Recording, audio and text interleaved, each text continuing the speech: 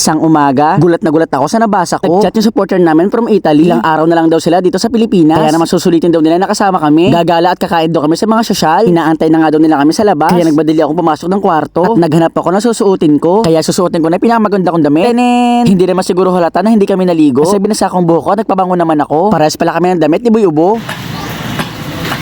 Ayan pala yung sasakyan nila na si Baw-Baw. Sa buong buhay namin, pangatlong beses pa lang namin nararanasan sumakay ng van. Kaya naman wala munang behave muna tayo for today's video. Kasi nga mahihain talaga ako sa personal. Nilalabig nga pala si Boy Ubo sa aircon. Hindi ko alam kung saan kami pupunta. Pero thank you na agad kay Kuya Ralph at kay Ate Raquel. Pero hindi pa man kami masyadong nakakalayo. Migil at bumaba muna kami dito sa bilihan ng mga sapatos. Dito nga pala bumibili yung mga sikat na vlogger. May mga bagong brand nga nalabas tulad nitong Paning. Nagandahan din ako dito sa kulay blue. Ria nga pala ang tatak niya. Grabe yung lalagyanan pa lang. Mukhang mamahalin na. Salamin at babasagin pa. Siguro yung pambibili ko dito. Budget ko na siguro pang isang buwan. Meron nga ako nagustuhan dito, color yellow. Favorite color ko. 3,500 siya. Buy one take one. Nagulat nga kami ni Boy Ubo kasi binilhan nila kami ng sapatos. Akala namin yung binabox na sapatos ay para sa kanilang mag-asawa. Para sa aming dalawa pala ni Boy Ubo. May libre pang gusi na sombrero. Habang binabayaran nga nila yung sapatos, hihiya kami kasi hindi namin alam kung paano babubuksan tong pintuan. Kakaiba kasi yung doorknob niya. Pinipindot namin pero hindi naman siya nabukas. Nalaman namin na kailangan pala pa-slide. Pagkatapos namin bumili ng sapatos, dinala nila kami sa iba't ibang lugar. Tulad itong magagandang building para ako nasa Spain. Dinala rin nila kami dito sa Splash Island. Dito rin sa Shushat, Mamahaling Mall, Southwoods Mall. Dinala rin nila kami dito kay Transformers. Dinala rin nila kami dito sa mga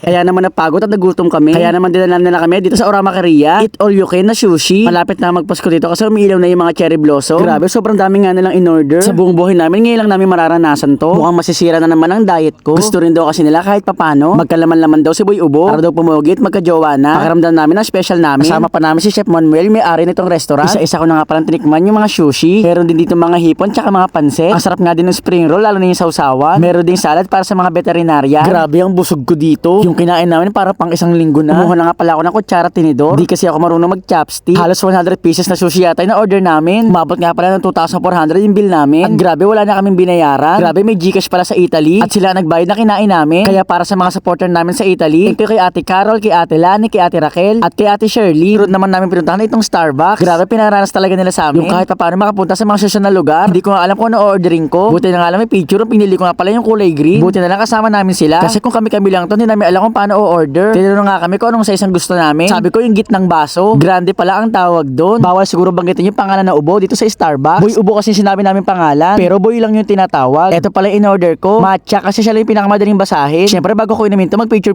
muna ako. Para meron akong pang my day. Umorder din pala kami nitong cookies. At itong strawberry pie ni Kim Chu. Charot. Sa buong buhay ko, first time ko lang titikman tong cookies. Okay naman ang lasa niya, maalat. Hindi siya masyadong matamis. Tumingin-tingin muna ako sa paligid kung paano inumin tong Starbucks. Kailangan pala kinakalog-kalog muna. Hindi ko alam kung bakit pero nung tinikman ko parang sumarap nga siya. Yata, hindi ko sure. Bago kami mag-Starbucks, binilihan pala nila kami ng bagong damit. Kahit pa paano nagbukang okay kami. Habang nainom kami ng kape, nakalib nga pala kami at nanonood yung mga taga-Italy. Kaya sana po napasaya namin kayo. Medyo nahihiya nga ako. Kahit di pa kami tapos magkape, lumabas na kami. Hindi na daw kasi kinakain ni Boy Ubo yung lamig. Tapos ako naman, ihing-ihi na. Hindi ko alam kung paano umisa sa Starbucks. Meron kasing code. Sinubukan kong ilagay 1, 2, 3, 4, 5, 6 pero hindi gumana. Buti na lang meron doong puno. Doon na lang ako magwiwiwi. Pero syempre hindi man ako magpapahalata. Kunyari pupunta akong basurahan para itapon tong Starbucks ko. Pero ang totoo, lalapit talaga ako doon sa puno. Nahihiya kasi ako magtanong kung ano bang password ng CR ng Starbucks. Kapag tinanong ko kasi mahalatang first time lang ako. Wala lang nga palang dumadaan. Pumunta na ako dito sa likod ng puno. Sinadya ko nga pala hindi na magtabi-tabi po para lumaki.